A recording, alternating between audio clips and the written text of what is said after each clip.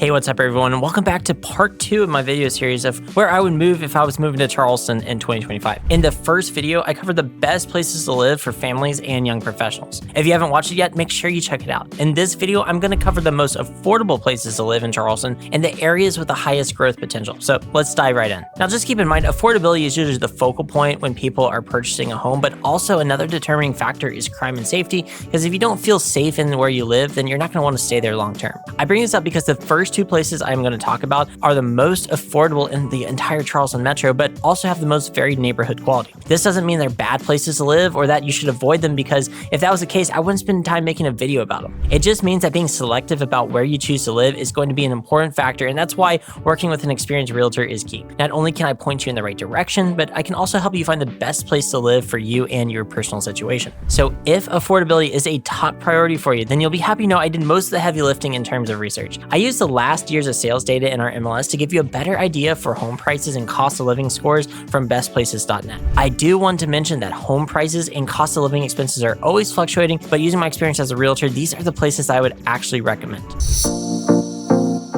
Now, the most affordable place in Charleston is actually an area called Ladson. If you've watched any of my previous videos about this area, then you know that this actually isn't a city at all. It's a census designated place, or CDP for short. Living in a CDP has its own pros and cons, and I've already explained these in a different video about Ladson, so check it out in the video description if you want to learn more. The population of Ladson is just over 16,000 people, so it has a smaller town feel and it isn't as developed as other areas of Charleston, but it still has some really nice neighborhoods, and you get a lot of bang for your buck here. Because it's a smaller area that's less developed, it's a great spot for folks who enjoy a slower pace of life, but with quick access to the cities and more things to do. Ladson is sandwiched in between Somerville, Goose Creek, and North Charleston. It's only a short 10-minute drive to any one of them, and they all have plenty of great restaurant and shopping options. This central location makes it a really good spot if you land a job in Goose Creek, North Charleston, or Somerville, so keep that in mind. Ladson was the most affordable place to live in terms of home price, with a median sales price of only $315,000. Ladson has a low cost of living score at 96.8, which is less than North Charleston or Somerville, thanks to affordable housing and actually cheaper healthcare expenses.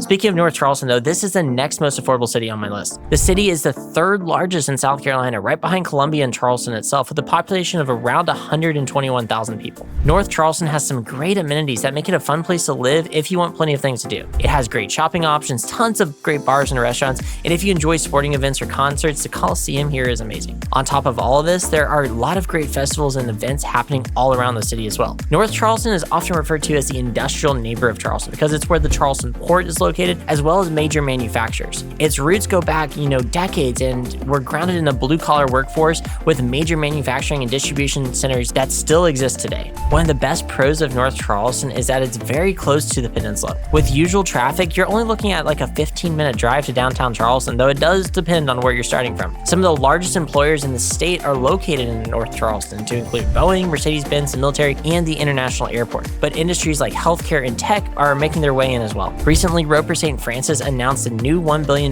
medical campus in North Charleston, but more on that later. One con of North Charleston is that it's very diverse in terms of its neighborhoods, so location is going to be important here. One neighborhood might be a lot different from the neighborhood literally right across the street from it. The city has been improving a lot in recent years because of investments in key areas to help improve the overall quality. Pretty much, if you want to go flip homes, you're probably going to be looking in North Charleston. With the addition of large investment from major companies like Roper, I think it's going to continue to improve over time. That being said, there are some incredible neighborhoods in North Charleston with amazing homes and great amenities. The median sales price for a home in North Charleston was $339,000 in the past year, but it did have a higher cost of living score at 112. This is very location dependent though. Some areas of North Charleston have a much higher home prices, like in areas like Park Circle or Coosaw Creek, and one factor in cost of living is affordable rents or home prices. Another factor is higher utility costs, and some areas of North Charleston have older buildings and infrastructure that aren't as efficient as homes built today. But in master plan communities like Westcott Plantation or others like it, you can definitely find a nice affordable home in a great community with those energy efficient features.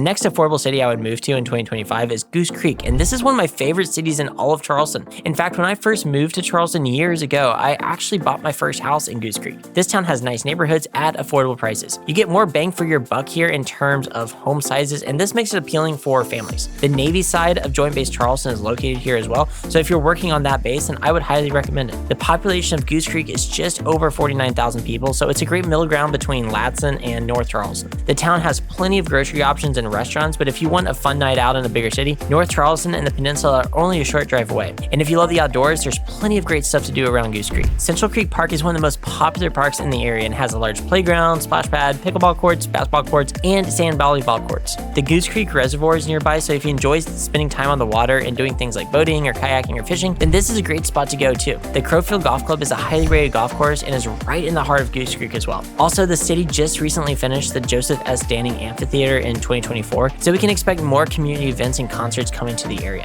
I think Goose Creek is only going to continue to get more popular as time goes on because it's such a nice place to live. Last year, the median sales price for a home in Goose Creek was $329,000 and had a cost of living score of 96.8, which is the exact same as Ladson and actually less than Summerville or North Charleston, thanks to affordable housing expenses. Keep in mind these are only 3 great options in terms of affordability, but there are other cities around Charleston that are great places to live with affordable prices.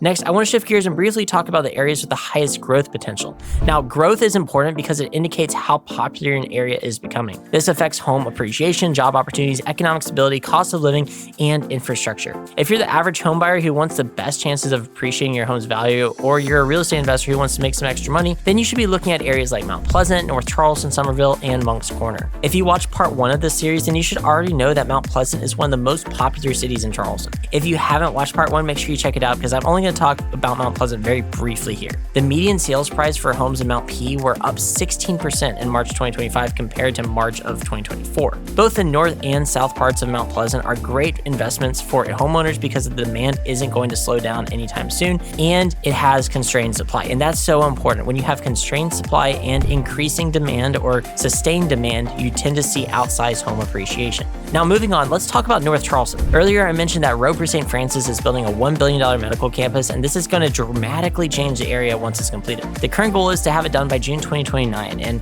while this is still a few years out, there's a lot of potential for home appreciation with all the jobs it's going to bring to the area. For investors, this could be a great opportunity to buy rental homes for travel nurses or med students as well. But this isn't the only large project expected in the city. This year, North Charleston is reviewing their comprehensive plan, which determines growth and land use in the city for the next 20 years. A big part of this plan is something called the North Charleston Community Master Plan. It's a massive redevelopment project that covers 3,000 acres and even has almost a mile of waterfront site that's going to include the former Navy base. The conceptual drawings for these plans look amazing. I think it's really going to elevate the area if they decide to go forward with it, and all indication is they are going to go forward with it. It's very similar to the comprehensive plan that said that we're going to revitalize Park Circle, and just see where that got us. This would also bring a high level of growth to North Charleston, so it's something to keep an eye on. On top of this, the city's population is expected to grow by 45% by the year 2040, according to trending data. This means it would have over 160,000 residents, more than 40,000 than we have now, so you can expect good appreciation rates in the future. And lastly, I want to talk about Moncks Corner and Summerville as one because they're really close to each other and both have a ton of new development. Looking at our regional MLS, there are 805 new homes for sale in the greater Charleston area, and 495 of these are in Moncks Corner and Summerville. That's 61% of all the new construction homes in Charleston are in Summerville and Moncks Corner. Both Summerville and Moncks Corner have seen incredible population growth over the past decade, with Moncks Corner itself seeing 25% increase over the past 5 years, and that's what's accounting for this huge growth in housing inventory. But what can be deceiving about these towns is that both have parts that are unincorporated, so population numbers are not always accurately represented. The growth in these cities is likely much higher than current estimates, but we won't have more accurate data for the total populations until the next census in 2030. With most of the home construction happening here, it's likely these cities are more in demand than we know. So these are the places I would be moving if I were you in 2025. I covered a ton of information in these 2 videos, but I'm always available for a phone call to answer any questions that you have. As one of the top real estate teams in Charleston, we want to earn your business and be your resource for real estate. Thanks for watching, and I'll see you in the next video.